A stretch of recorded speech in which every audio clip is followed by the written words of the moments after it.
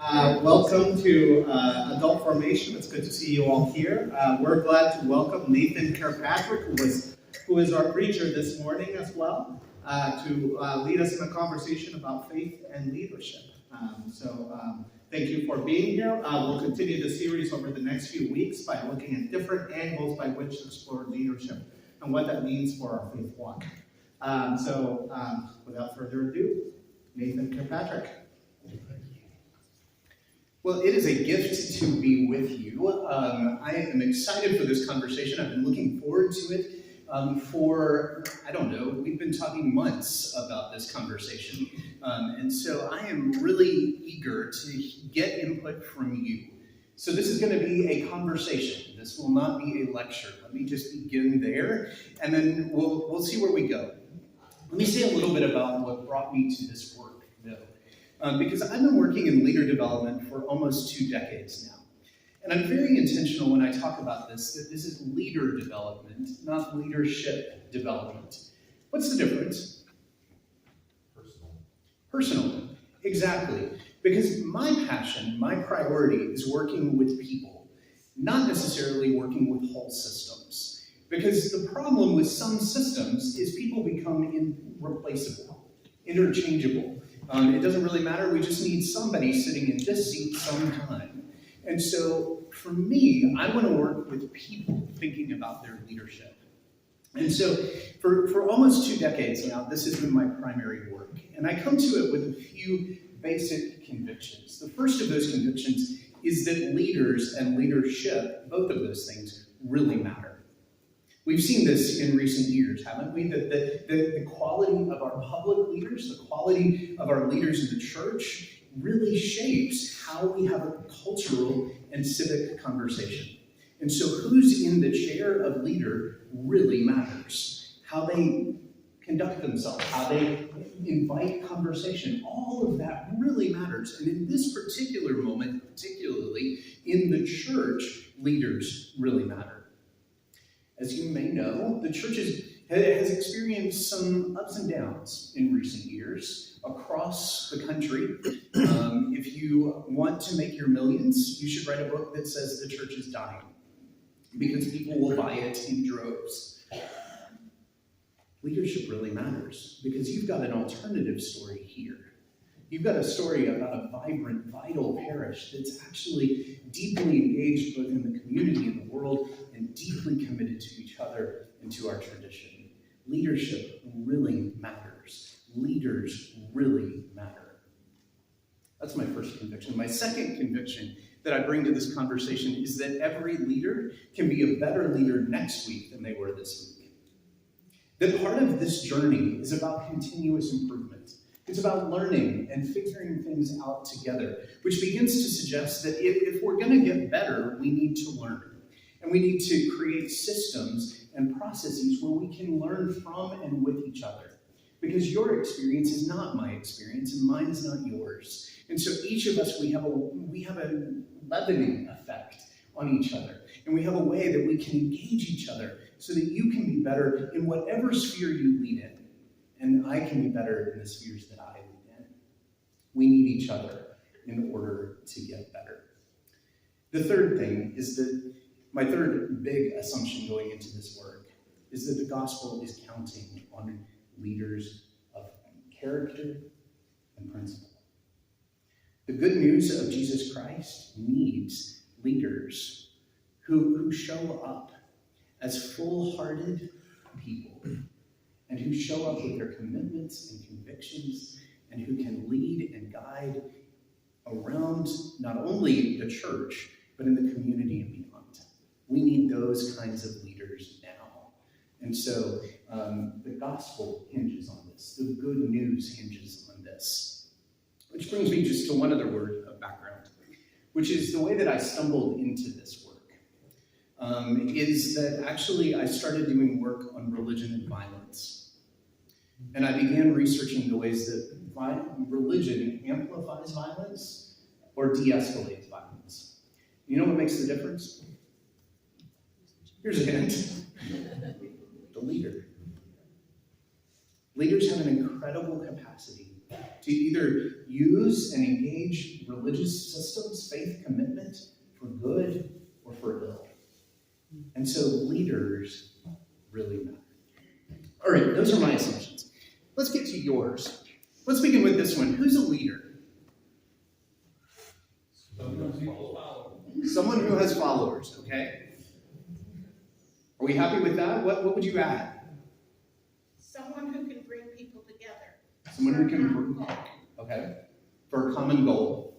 Okay, so they have followers who can bring, and they can bring people together around a common goal. What else? That goal means vision. The goal is a vision, okay? Leaves the other people better for having known him.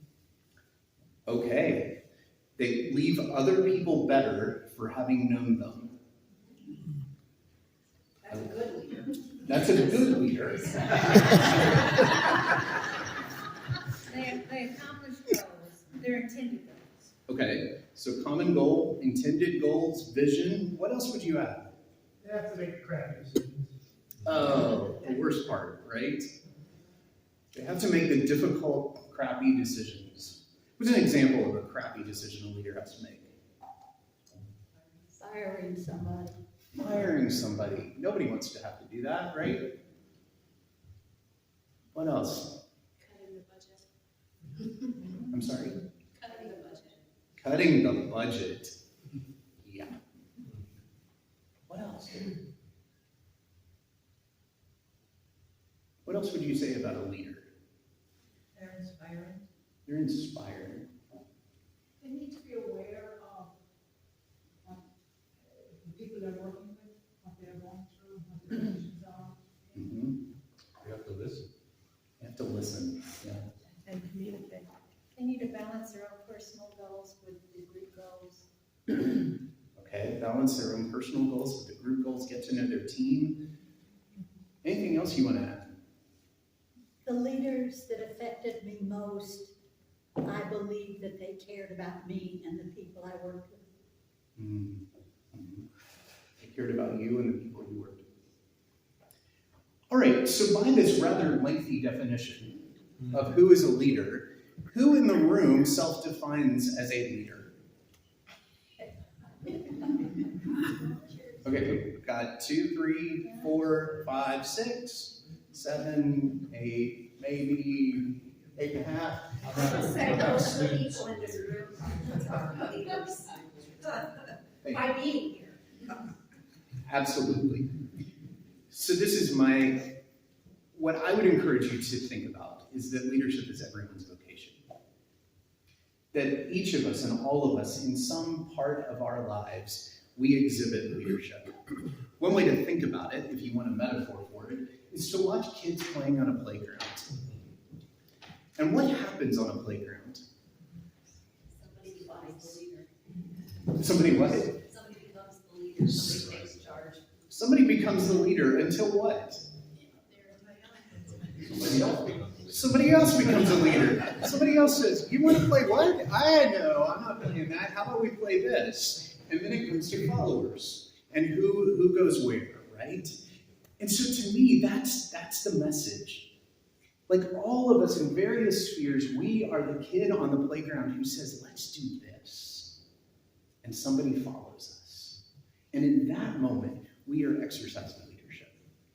Now, we've covered this a little bit. So if leadership is all of our work, then what do we do when we're the one who's suggesting the game, suggesting the vision? How do we do that?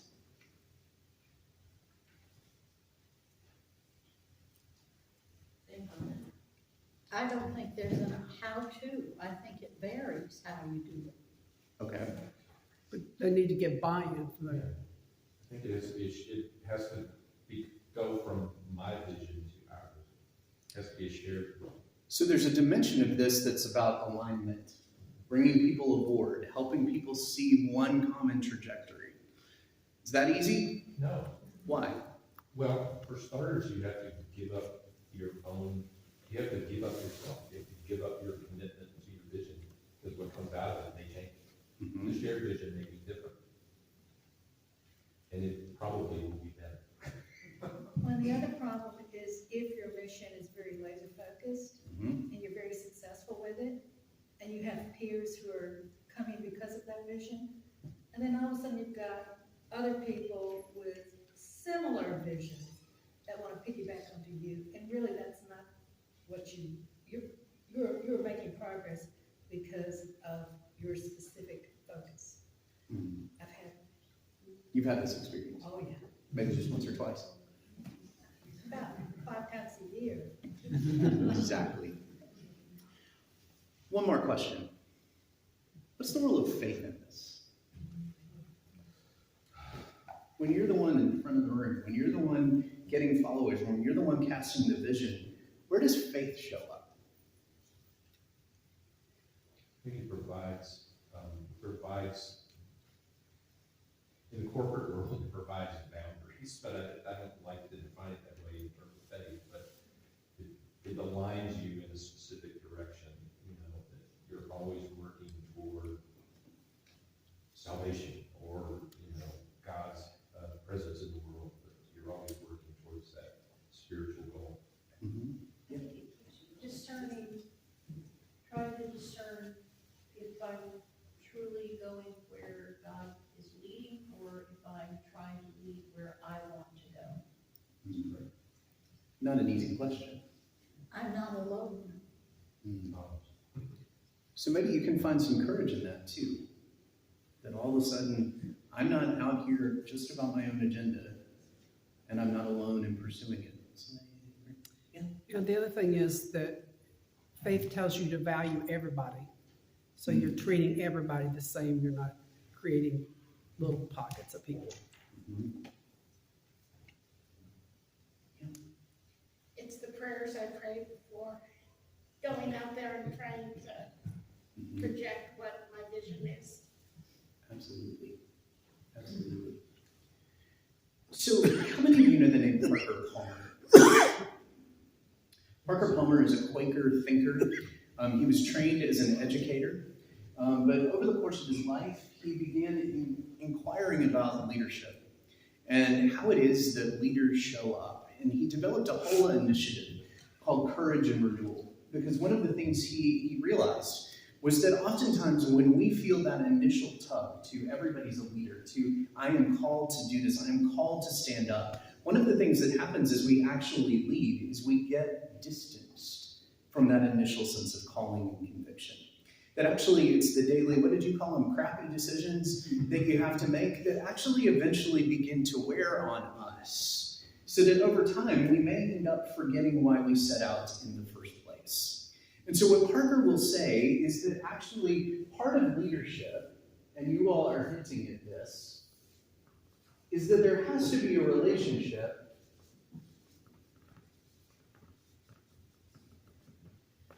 between our inner life and our outer work. That somehow this on-stage work that people see, this leading team, gaining alignment, handling change and conflict, this work of inspiration, this work of getting followers, ultimately, if this work is not fed by something deep inside you, what happens? It runs aground. And ultimately, one of the things that I believe we have seen in business, in politics, in all sorts of industries, in the church of late, is a disconnect between these two things. And that actually we have leaders who are doing outer work, but what we're not seeing is a parallel inner discipline. What we're not seeing is an inner spirit that lets leaders show up and be who they are. Some of you have been in the corporate boardrooms where this divide becomes readily apparent, where we can sacrifice people pretty quickly. And some of you have been in the boardrooms where you've seen leaders lead this way. And you see the difference that soulful, full-hearted leaders can make. So part of what I want to suggest to you, and it's implicit in what all of you have said, is that when we think about this connection between faith and leadership, it is this connection between inner life and outer work. Specifically in a few ways. One, Inner life means you bring all that you are to leadership. It means that you show up with all your gifts and skills, all the talents, all the things you've learned along the way, and yes, all the limits you have too. All the shadow sides, all the development edges, all the things you wish you were better at. When you show up as a leader, and I don't care if you do it here or on the city council or in the state government or in a corporate boardroom, when you show up, you bring that. You bring who you are, blessing and bedevilment that you may be. More blessing, less bedevilment. But here's the other piece of this. When we think about this inner life, it's not just about showing up as fully who you are. It is about bringing your deep convictions. I am not an artist, but let's pretend that's a Bible or a prayer book. So when you show up into these leadership roles, part of what you bring are these theological convictions that you have learned here and elsewhere, these core commitments that may sound like a baptismal covenant, that may sound like hope or faith or love or joy or justice. When you show up as a leader in any part of your life, part of what integrating faith and leadership means is that you bring who you are and what you believe. Now, there are some spaces where you can't put this on the table explicitly. But I can tell you, much in the same way we know when leaders show up full-heartedly, you can tell when a leader's holding back on their convictions. You can tell when a leader is making compromises because you can feel it in the organization, right? You can feel it when the leader believes one thing and is behaving in another way. Now, my argument to you today is that who you are, plus your theological convictions, actually give you some courageous commitments for the world.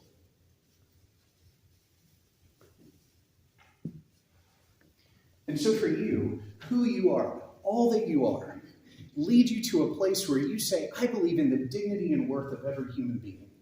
I believe in joy and justice. I believe that we have an obligation to care for the earth. I believe these things. And because I believe these things, here I stand, and I can't do anything else.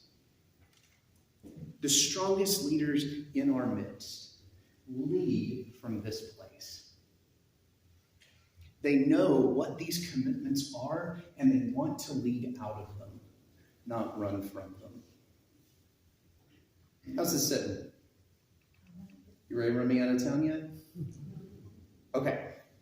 So part of this is if who you are plus what you believe leads to these courageous commitments, then we join all of those commitments with what you've learned over time, all that you have said about leadership practices, about casting a vision, about managing change and conflict, about dealing with difficult people, about forming a team, about holding steady in pursuit of something, about gaining followers, holding followers, all that you have named, that's leadership practice.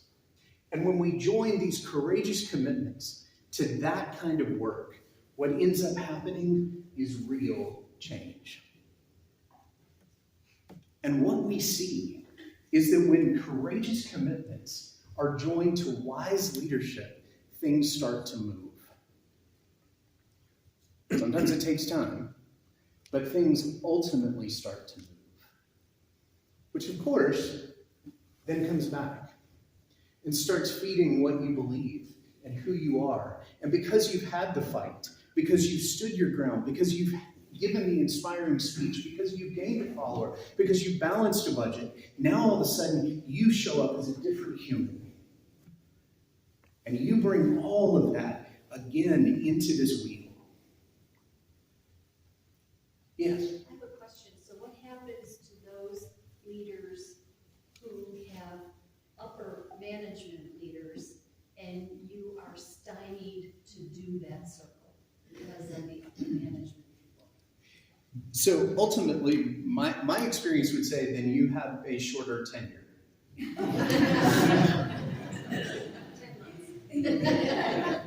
Bless you. And part of the challenge becomes if you want to show up and be this full-hearted human, and you're in a system that won't let you, eventually that will become untenable. And that is a painful place to be in. But this is also where we go back to nobody gets better alone. We all need people who stand beside us. Some of you may remember the story of Moses and Aaron, and Moses is standing, and as long as he keeps his arms up, like they can cross the Red Sea anyway. But his arms get tired, and it's hard to be the leader. And ultimately, they prop up his left arm and they prop up his right arm on two different people, and the people can still cross. In seasons like that, you need your people propping you up on your left and right. Because that season, you cannot survive it for the long haul, and you will not thrive in it without people standing on your left and right. Does that sound right? Okay. Yeah. I think there's a paradox to that. I agree. Usually if it's untenable, you have to eventually lead somewhere else. But if no one stands up with that courageous commitment, then that system will never change. And sometimes if enough people stand up, sometimes it'll shift. Yes. Sometimes. No. But enough of the time that makes me still want to stand to keep showing up and to say we can change it. Yeah. Other questions about this?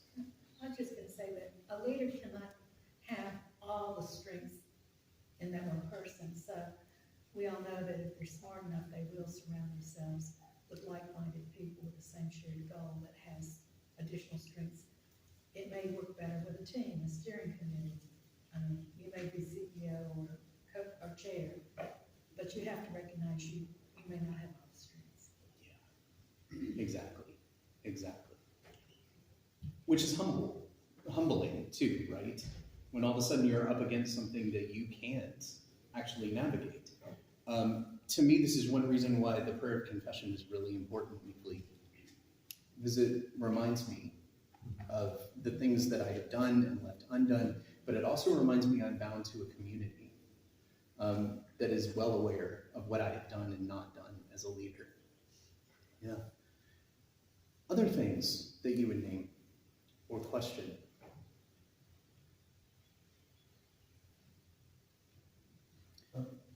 Yeah. Sorry.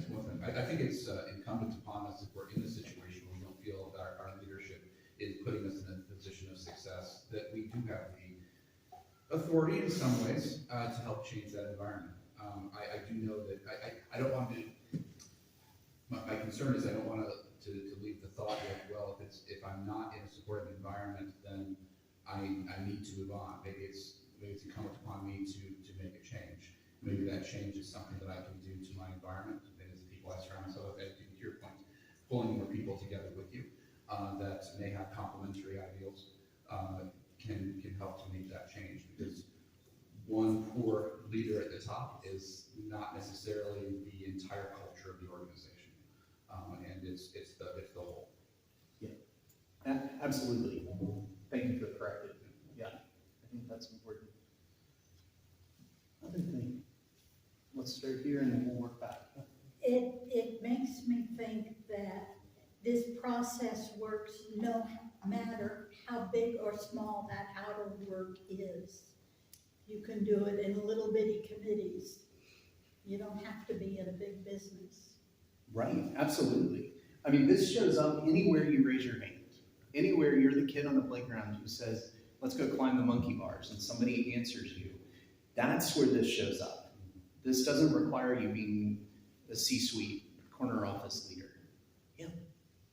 I think part of it too is I'm finding in my profession with this is the younger generation, they don't want to stick around for the change to happen, that it's very me-oriented and they leave and they're taking off for quote greener pastures. That's what's happening with us. Mm-hmm. And so for the circle to happen and change to happen, it's not, I'm finding it's less and less in my profession, what I do for a living. They're not doing that anymore. And it's not just me, it's, I work in a hospital. nurse. And it's the scrub techs, and it's the RNs, and it's the CRNAs, and so on. It's, yeah, they're not sticking around to do that. Yeah, so one of the things over time, I hope we'll have the chance to explore together are generational differences in leadership. The other thing that has to be factored in, specifically given your profession, is coming out of the trauma of COVID. And that is also a compounding factor. So all of us have had our own sort of trauma around COVID, and all that went on in the last 3 years. So whether you're in education or nursing, name your field, there has been this interesting trauma around, interesting is the wrong word, there's been this deep trauma that actually has raised questions about whether change is possible. And so one of the challenges, and I see it right now, that people have lost the capacity to work in team. Because we all did so much from home. And so we've lost some muscle memory about how do we work creatively and constructively with other people. And so this is an interesting time to think about those muscles of how do we relearn how to be part of a we, and how do we relearn what it means to share responsibility and not carry it all by ourselves. Yeah, and then It just occurs to me that within the life of the church, and I was very happy today, we had a good turnout today. But seeing what can happen in the church is going to require us to come back and be here and work together to move things forward. Becoming active and being present with one another to do the work that needs to be done that's transformational. We can't just read about things going on. We can't just watch from a distance online. It's important to be here physically.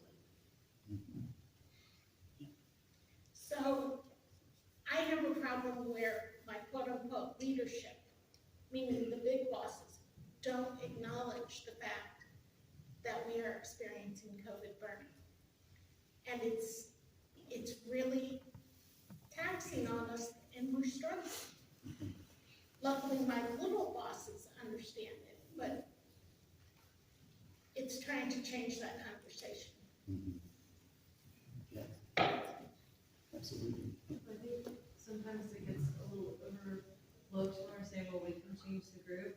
Sometimes the change doesn't happen until you force it, and sometimes if it's bad enough, part of making that change is I don't participate in this group anymore because their goals, ideals, where they're fun, this is destructive and damaging, and I don't want to be, I mean, that's everything all the way down to no one plays with the playground bully because this doesn't work for us. And sometimes it feels horrible, oh, no one's a team player. Well, maybe it's just nobody wants to be on your team. They want, sometimes we get so caught in that. Nobody wants to work. Nobody wants to be a team player. Nobody wants to work on your team, but they're quite prepared to go over to a new team that has more constructive goals. Yeah. Yeah, let's go there and there. Yeah. Well, I would say that everything that people have just described is people are seeking value, and values both, and I think that those words are purposely very similar. It's like you, as an investor, you seek value, and you're investing your time in a corporation that has values. And those values, if they're not honored, they don't exist. So if you find yourself in an organization that has a value statement and you can't find your corporation in that value statement, you're in the wrong place. And so this whole mission, vision, value exercise, in some places it's wasted time, but in good organizations, it lives, it thrives. And you can be in a corporate meeting, and if something moves away from that value statement, you have the right and authority to call it out. And that applies to this church, and our values come out of Scripture. But there's obviously different interpretations, because there's Baptists and there's Methodists and there's Episcopal. So, I mean, you've got to find that place where your values align with the organization and they're real. You're absolutely real. So we'll come over here and then over here. One thing that I think is missing from this model up here is acknowledging, so we have our own tenements and values that drive us in our own internal life, but where in this model do we acknowledge that others that we work with are motivated by different things and have different values? Because I think that's really a critical part of leadership, and I think that impacts how we behave in the church and how we behave in our own community, and I think speaks to a lot of the challenges that we're talking about here with different generations or people that don't want to be collaborative on your team. And, you know, as we're growing and changing world, and generationally we all behave very differently. We expect different things out of our church community. We expect different things out of that relationship. And where in this model does that fit? Do we just have to stay true to ourselves? But of course, but where's the aspect where we also consider what's important to the others that we're trying to? It's a great question. So I would say it happens at this point of practice. When we're trying to actually get clear about mission, vision, values, when we're trying to gain alignment, when we're trying to manage change and conflict, when we're trying to hold all of that together, part of what happens is we're learning. And that comes back and feeds this. Because this is not also, all my convictions are right, and the rest of you people need to adapt. Part of this model is actually, because of this conversation, I'm going to go back and say, well, wait a minute, maybe I'm wrong about this thing. And so part of this is not a one and done. This is the perpetual cycle of being in leadership. And it is this point, this line, between where the inner life starts to meet this outer work, that we begin to learn, I'm not the only one with convictions. And I get to be the one who then interprets, so why do I believe this thing I believe? And maybe I'm wrong. One of the challenges of that moment, of course, though, is somebody taught you that. And somehow you arrived at this conviction. And I will never forget, in a debate over human sexuality with a colleague in seminary, one of the things he said was, I would love to stand where you stand, but it would mean that my grandmother lied to me. And that sort of changing of a mind that means, actually, I learned this from my grandmother. And so to believe what you believe, I have to believe that grandma got it wrong. And so it's an interesting, this is actually one of the more painful moments when we start actually re-interrogating our own values and commitments. Yeah, I was just gonna say, we've been in the church here 30 plus years. And over the years, I've noticed that people have come forward with a vision, a mission, and it was their singular mission at the time. And people didn't just jump on the bandwagon. It was not, there weren't other people that were as enthusiastic about it. And I've seen those people leave the church. In other cases, it may be the reality that the church wasn't the place to bring that particular vision. Does that mean that vision is not true to you or is important to the community? And that's where we come in. We have found peer support across the state on a common vision that is tried and true, and the need is there. But you have to be with people that get it. That word "get it," or that phrase "get it," is very, very important. And it doesn't mean that the people in the church don't love you anymore, or that you're not accepted. But it just might not have been the place and the time. But they've left the church, and that really makes me sad. Yeah.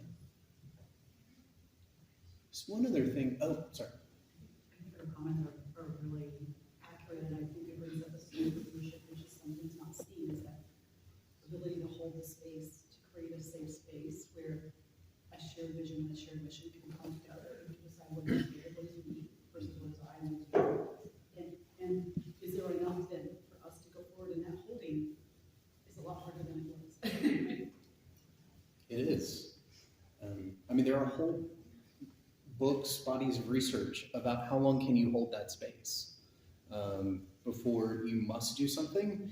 Otherwise, you lose momentum, or if you jump too quickly, you lose people. I mean, this is why this is an art, not a science. And early on in leadership studies, we tried to treat it as a science. In 1918, we have some of the first leadership literature being published, and they talk about this as the job of the leader is to manage, control, or organize, coordinate, and it's all, you can feel the assembly line behind it. What has happened over time is this much more organic. This is a much more complicated model than your job is to be the boss and to do the things. Yeah. I was just gonna say about communication, that open communication is really important, and making space for people to communicate with that. And so many times, like in my past work, when I was younger, I would walk away from the situation instead of voicing it.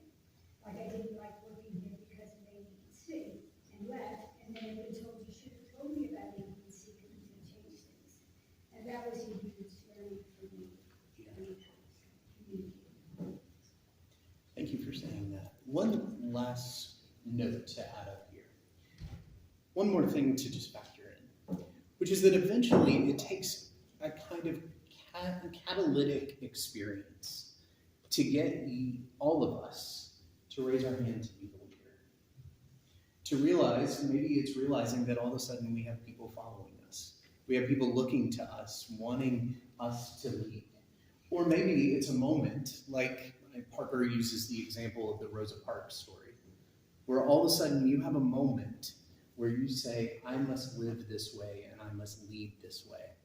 For you, there may have already been this moment when you say, I will raise my hand and I will give my voice and give my time, my effort, my skills, all that I am and all that I believe to this particular cause. For others of us, we're still waiting for the catalytic moment, when all of a sudden we find the thing that is worth, in our own judgment, according to our own values, our effort, time, and skill.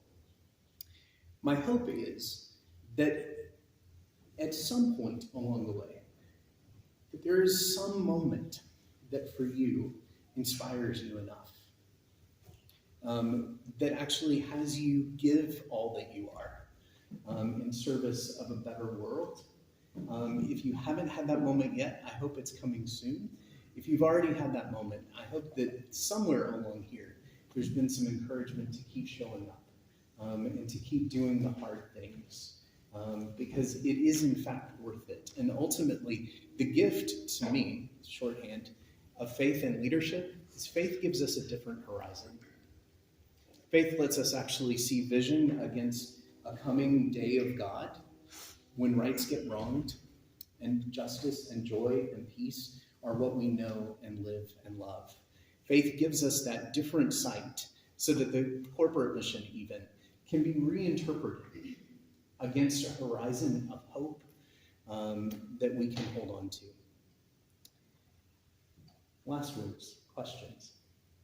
What's next? What? What's next? What's next? George, do you want to field that one? Well, Nathan is going to be joining us for a while. Over the next, we're putting together this process of small cohorts of people. We've been saying we've already got a group of about 16 people. And to be honest with you, we invited certain people to be part of this first group. And that will be the start again. And Nathan will lead that group through a process. And at the end of that, we'll sit back and have that go. And if we need to tweak it, and do it again. And do it again. Do it again. And the idea is over the course of months and years, we're exploring this together. And at some point, we can also lead this and do it as well. Perhaps even for the diocese, maybe suggested. Just to that note, the only thing that I would add is it really is a recognition that you are a leading edge congregation, that you are a congregation in the Episcopal Church that is at the front edge of imagination for what the church needs for what is coming next and for what the world needs for what is coming next. And so I hope, and I'm confident of this, given the beauty and wonder of this place, I hope that you are as proud of your participation here as you could be, because this is a really remarkable congregation. And so it is a joy to be just even connected to you and in occasional ways, but it's a real gift. All right, anything else?